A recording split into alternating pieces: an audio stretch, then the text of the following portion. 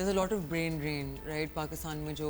بہت لائق لوگ ہیں اسپیشلی وہ باہر جا کے سیٹل ہونا چاہتے ہیں because the economies are better, وہاں اسکوپ بڑا ہوتا ہے, اسکیل بڑا ہوتا ہے. تو آپ کو کیا لگتا ہے کہ ریمیٹنسز کا فائدہ زیادہ ہے یا برین ڈرین کا نقصان؟ دیکھیں میں آپ کو بتاؤں کہ ہماری جو ورک فورس ہے آلموسٹ 7 to 8 لاکھ, تقریباً 7 سے 8 لاکھ ورک فورس ہم ایکسپورٹ کرتے ہیں اینولی. اس میں جو برین ڈرین کانسیپٹ میں آتا ہے وہ 70 to 80,000 آ رہے ہیں اس ٹائم پہ, جو ریشو چل رہی ہے almost it will be almost 10%. اب اس برین ڈرین کانسیپٹ میں 12 14 15 جتنی بھی کیٹیگریز ہے اس میں ڈاکٹرز بھی ہیں, انجینئرز بھی ہیں, پیرامیڈیکل ہیں. اب دیکھیں وقت کے ساتھ ساتھ ریکوائرمنٹ ہے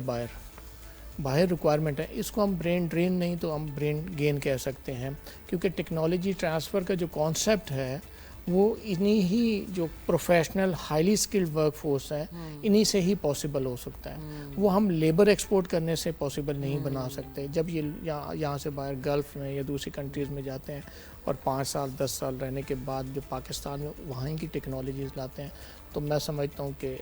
اس کو برین گین کہہ سکتے ہیں. اور ریمیٹنسز میں اضافہ اس ٹائم پہ ہمارے ملک کو ضرورت ہے, اور ہمارے فیلڈ مارشل صاحب نے, آنریبل فیلڈ مارشل صاحب نے جس طرح گزشتہ 2 سال میں انیشیٹو لیا ہے, SIFC نے انیشیٹو لیا ہے,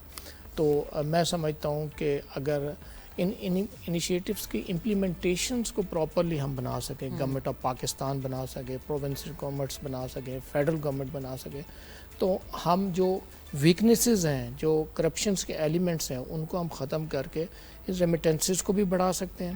پلیٹ فارمز بھی اچھے پرووائڈ کر سکتے ہیں اپنی یوتھ کو, اور آنے والے وقت میں پاکستان کو ایشین ٹائیگر بھی بنا سکتے ہیں.